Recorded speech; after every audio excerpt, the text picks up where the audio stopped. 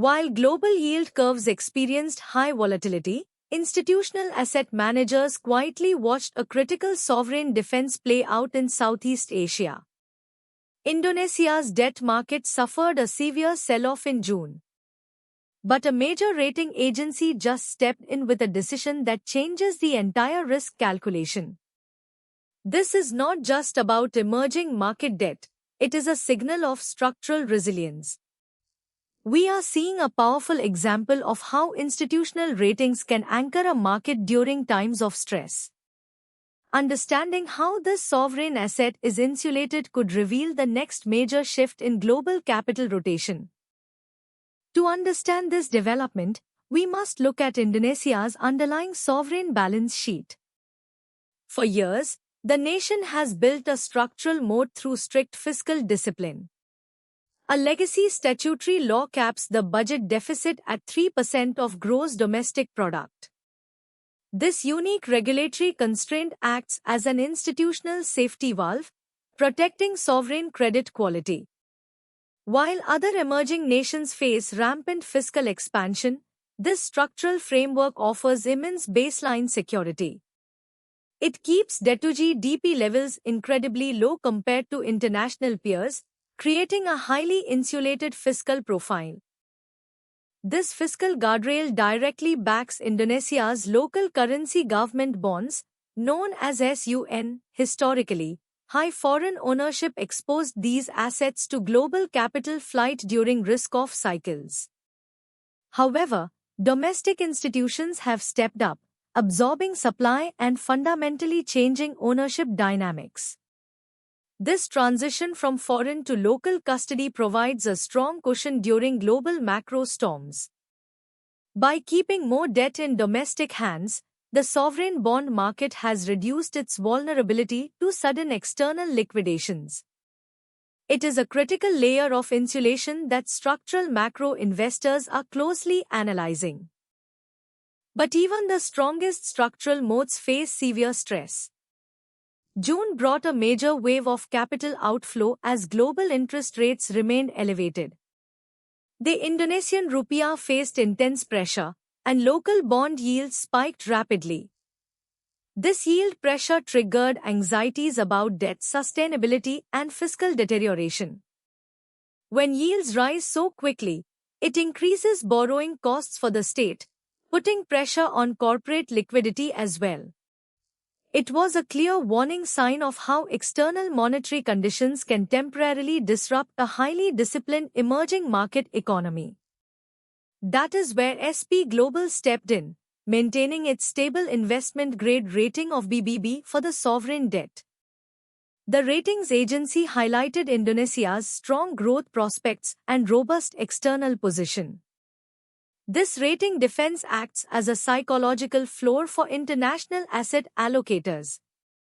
It reassures capital markets that the fiscal foundation remains completely intact despite temporary currency headwinds. For institutional debt buyers, this affirmation was the signal they needed to resume accumulation, proving that the underlying structural fundamentals remain sound. Following this affirmation, top officials at the Finance Ministry expressed strong confidence. They expect this vote of confidence to immediately help stabilize the domestic bond market. The ministry's strategy focuses on balancing debt issuance with market demand. They are prepared to adjust auction sizes to prevent artificial yield spikes. This active issuance management shows a deep understanding of market mechanics. By matching supply to existing liquidity, they are protecting the long-term value of their sovereign obligations and reassuring primary dealers. This fiscal strategy coordinates closely with Bank Indonesia's monetary actions. The central bank has used its foreign exchange reserves to defend the currency while raising rates. This dual-pronged policy approach aims to protect domestic bondholders from severe currency translation losses. The close alignment between fiscal and monetary authorities is highly visible here. When the central bank and the finance ministry move in lockstep, it builds massive institutional confidence. It shows that policy execution is designed to protect the financial system from systemic external volatility. Now look at how the wider emerging market sector is reacting. Investors are searching for yield alternatives as traditional developed markets face rising fiscal expansion risks. Indonesia stands out because its debt-to-GDP ratio remains incredibly low compared to its peers. This relative fiscal strength is triggering a major capital rotation. As sovereign risk increases elsewhere, Indonesia's stable bond market looks increasingly like a defensive haven for global fixed-income portfolios. The S&P rating affirmation acts as a clear validator for this macro rotation. The broader global macro picture is still dominated by the Federal Reserve's policy path. Higher for longer U.S. interest rates pull capital away from emerging economies.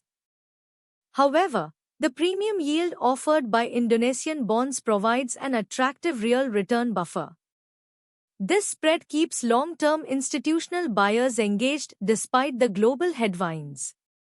Even if the U.S. 10-year yield remains sticky, Indonesia's structural fiscal profile prevents the kind of distress seen in weaker emerging markets. It is this premium yield cushion that preserves structural momentum. Despite these trends, structural vulnerabilities remain. The most immediate threat is continued foreign exchange volatility. If the rupiah weakens further against the US dollar, it diminishes real returns for foreign asset managers. This currency pressure can trigger automated capital outflows, testing the central bank's defense limits.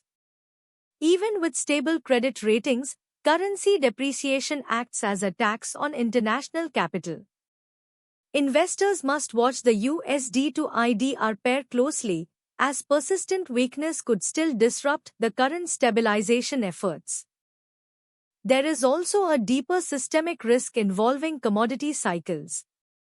Indonesia's trade surplus relies heavily on resource exports like nickel and coal. If global industrial demand slows, commodity revenues drop, threatening the country's trade balance and fiscal receipts. This vulnerability reminds us that external macro shocks can quickly impact sovereign credit metrics.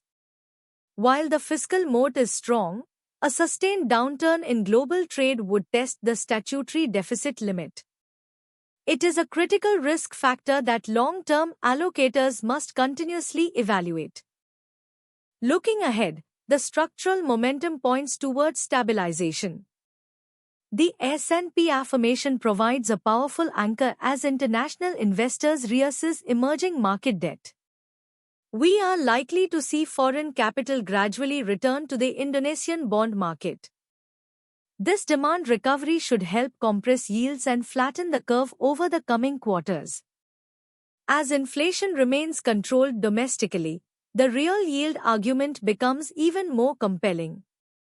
The policy tailwind is clear, and the market is pricing in a return to macroeconomic equilibrium. This brings us to a compelling investment thesis. For global allocators, the Ishares MSCI Indonesia ETF is on a structural breakout watch. The underlying sovereign debt profile shows deep resilience, suggesting that the equity markets are underpricing this macro stability. As fixed-income markets stabilize, capital is highly likely to flow into the broader equity space. We are watching for sustained capital inflows to validate this asset insulation. The relative strength of Indonesia's fiscal framework makes it a highly attractive diversification play in a volatile world. Global macro shifts happen fast, and tracking sovereign credit quality is essential for modern portfolios. If you want to stay ahead of these deep structural trends, subscribe to SR Money News. Join our community of institutional investors and professional analysts who look beyond the daily headlines. Leave your thoughts on emerging market debt in the comments below. Let us know how you are positioning your capital in response to this rating defense. Thank you for watching, and we will see you in our next deep dive.